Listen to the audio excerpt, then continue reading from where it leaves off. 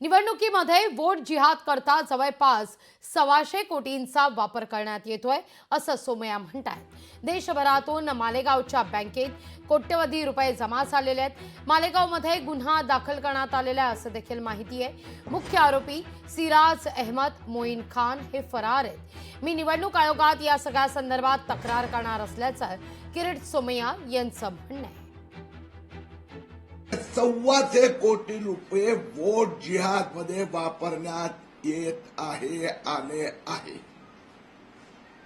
7 November 2024 रोजी या घोटाळा संबंधात मालेगाव छावणी या पोलीस स्टेशनमध्ये गुन्हा दाखल करण्यात आला। FIR 295।